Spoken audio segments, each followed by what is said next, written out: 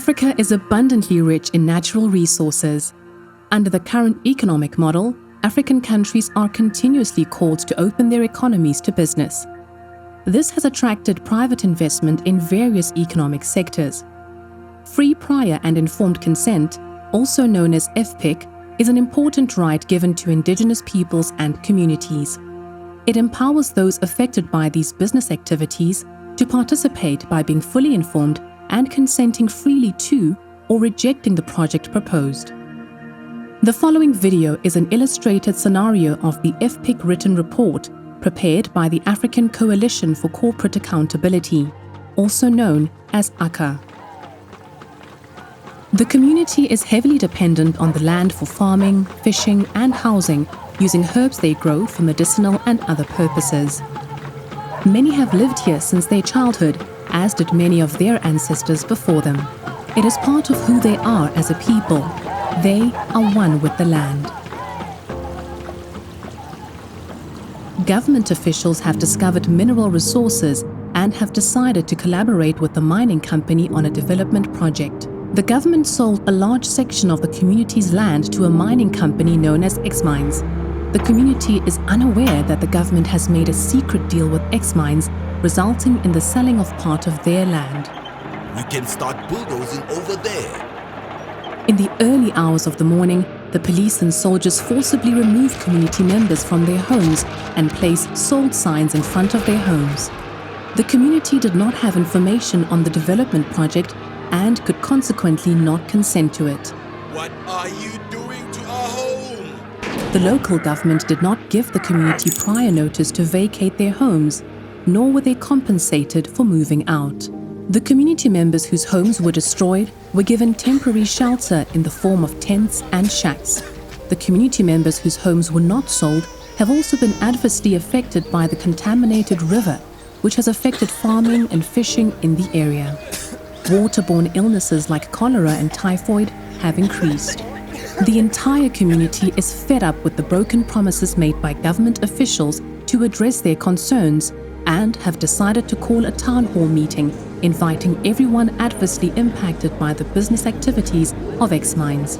The human rights defender informs them of the following rights that have been violated, namely, the rights to life, dignity, healthy environment, health, housing, and development.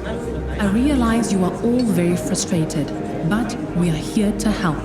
After submitting the required documents, the community begins to protest in front of the X-Mines headquarters. They demand that X-Mines stops all of its business operations until their concerns are addressed. X-Mines calls on government officials to send police forces to disperse the crowd. Community members are arrested and some are shot at, resulting in death. As a result of what transpired at the protest, all the parties concerned decided to hold a town hall meeting to discuss how the community should have been informed of the oil discovery, the selling of their land, provided compensation for their homes, and other matters that they should be aware of. Human rights defenders educate everyone on free, prior informed consent, FPIC, and what it entails. Step 1.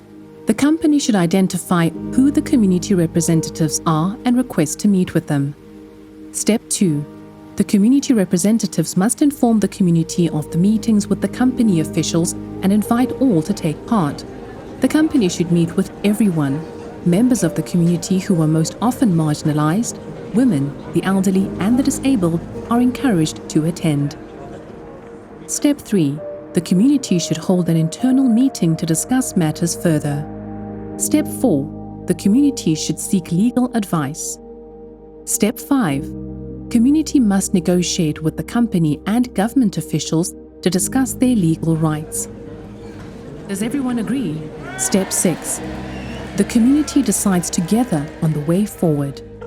Step 7. The community must maintain open communication with the company and government officials. As much as government and companies can take on development projects, they are to be equally aware of the human rights of inhabitants of the communities in which they do business. There are legal and societal expectations on governments and companies to prevent and/or lessen the effect of harm caused to communities. The government and or company must provide compensation, ensuring that communities are not left worse off because of the development project.